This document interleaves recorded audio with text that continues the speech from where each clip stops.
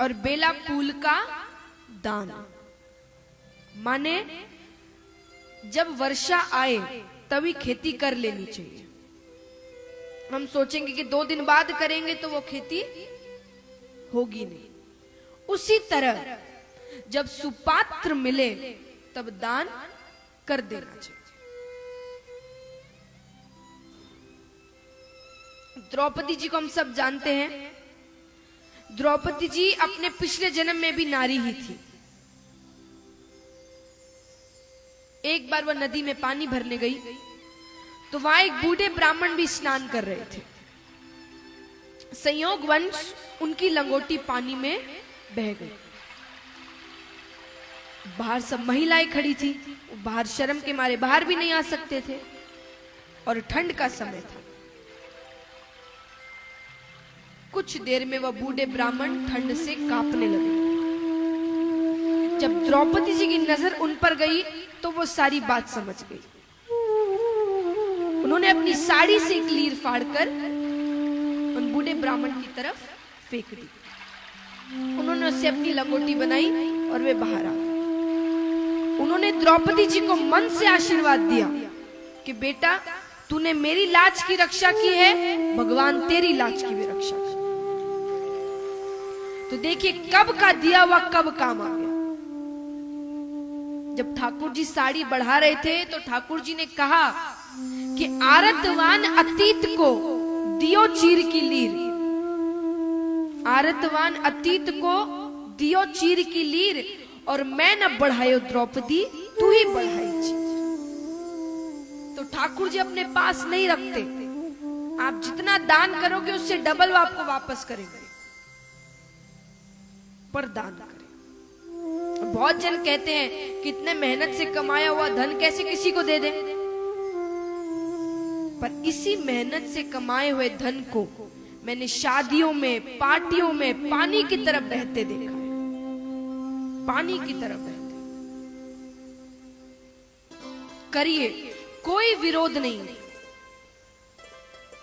पर एक बात बताएं, आपकी बेटी की आप शादी करते हैं, बहुत अच्छा परिवार है, बहुत अच्छा लड़का है, सब कुछ बहुत बढ़िया है, पर क्या कोई पूरे विश्वास से कह सकता है मेरी बेटी हमेशा सुखी रहेगी?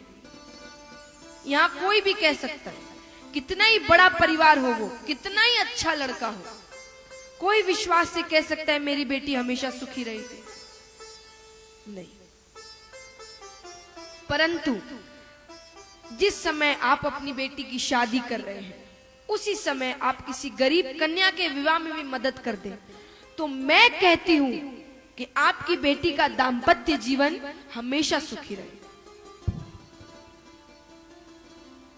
50 लाख की गाड़ी खरीदते हैं, खरीदिए, कोई विरोध नहीं है, पर जब खरीद रहे हैं तभी 40-50 बैसाखी किसी विकलांग को दान कर दे, तो गाड़ी आपको हथेली पे रख के चलेगी।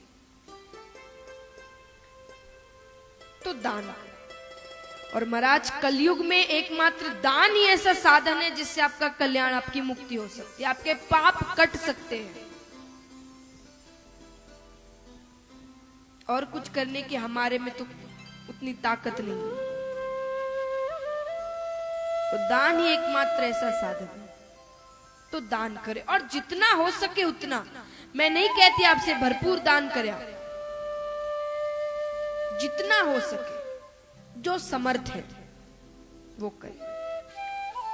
विचार करें महाराज, आज परिवार में जो कमाता है वो अगर कह दे कि मैं कमा रहा हूं तो मैं ही खाऊंगा बस, तो परिवार चल सकता है? बताइए, परिवार चल सकता है? अगर कमाने वाला कहे कि सिर्फ मैं ही खाऊंगा, मैं कमा रहा हूं, तो नहीं। तो हम सब भी ठाकुर जी के परिवार हैं। उसमें से कुछ भक्त हैं जो समर्थ हैं, जो कमाने वाले हैं परिवार के, पर आज हम क्या कर रहे हैं कि मैं कमा रहा हूं तो मैं ही खाऊंगा। ऐसे ठाकुर जी का परिवार तो नहीं चल सकता।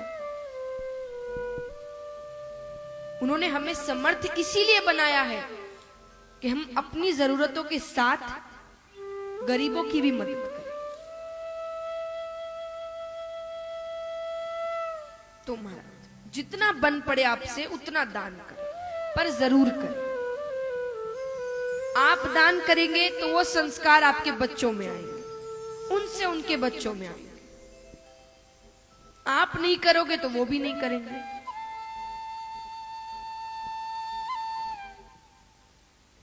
तो महाराज जरूर करें, सबसे निवेदन है जितना आपसे हो सके उतना दान करें।